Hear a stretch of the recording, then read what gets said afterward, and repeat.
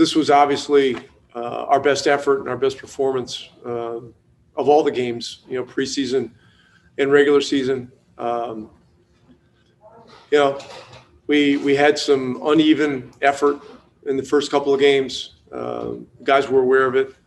They knew the caliber of opponent today, and they just decided that they were going to, be the hardest playing team in the gym. And it was a great process, and obviously the result took care of itself. So we're fortunate that Leonard didn't play. I mean, that's obviously a big hit for them from a personnel standpoint, but just real proud of the way we responded to two really subpar games. All right, Tim McMahon. Rick, what goes through your mind when you look at the scoreboard and you're up 50 at halftime? Well, we've got to, part of it, I talked to the team at halftime about it, is, we've got to establish a standard for ourselves just in terms of the level of collective force that we're going to play with and how consistent we're going to be. The first couple games, we didn't have that. At halftime, even with a huge margin, there was still an edge there, and we just got to maintain it. And look, it's an NBA season. There's going to be ups and downs. You're not always going to be at your best.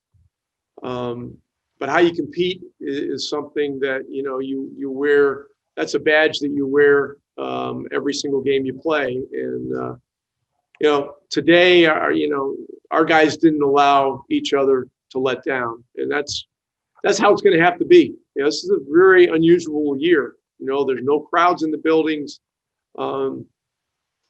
And so a lot of the impetus and the desire, has got to come from within from teams. And I'll give our guys credit. We had a very good practice yesterday. It was a practice that, been on the road, away from families over Christmas, all that kind of stuff.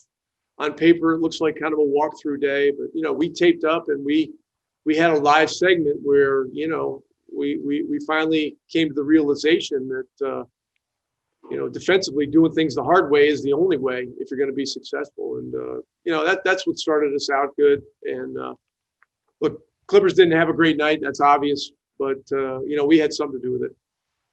All right, Brad.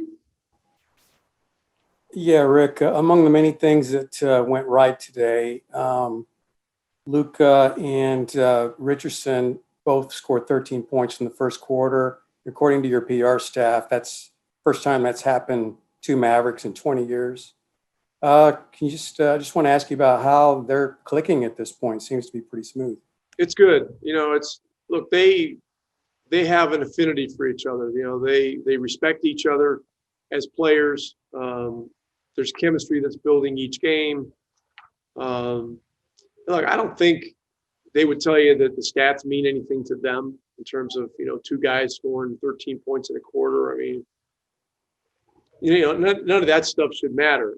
But in your world, it's a tangible example of chemistry, and so great, we'll roll with it. But Jay Rich has given us a really unique element. He has a leadership presence. He has a calming presence, on a team that can be emotional at times. And yet he's a tenacious competitor, and, he takes challenges defensively. And so, look, we love him. We really do. And really happy to have him with us. Okay, Kristaps. Hello, Coach. Congratulations on the win. I would like to ask you, this game tonight, can you call it as the perfect game for the Dallas Mavericks? And how difficult is the next day after that game for you? The next what? The next day, the next practice. Well, the next practice is going to be not tomorrow, but the next day. And, we just talked a little bit about that. We'll get home this evening, a little later on, obviously. And tomorrow's an off day. We have not had an off day since it was a week ago today. And we usually go no longer than 4 or 5 days at the most without taking a full day off. Just, you need a mental recharge. You need to clear your head and get away from the game, So this has been a tough stretch, 2 national TV games, a lot of attention, a lot of focus, that kind of stuff. So tomorrow, everybody should clear their heads. We come back in with that'll be Tuesday. We need to have a good practice and get ready for Charlotte.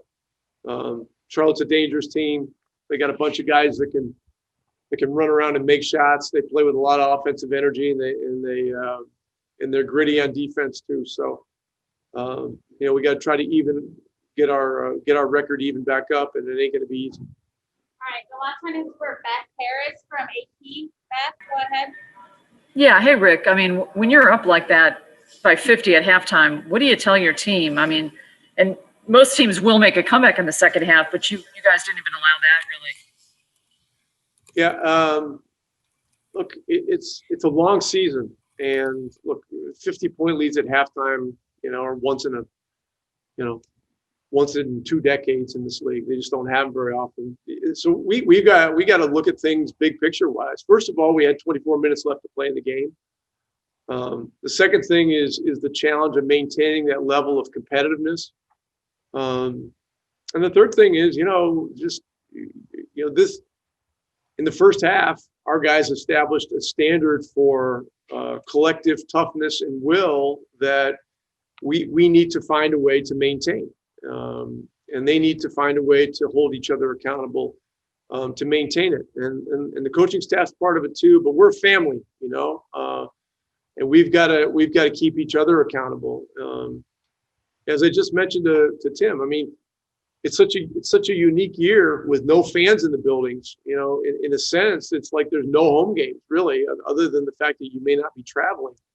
And you got a little ambient noise going on, from the sound system. So, the teams that can find it within themselves, to really compete on a really consistent basis are going to have the best chance of success. Thanks for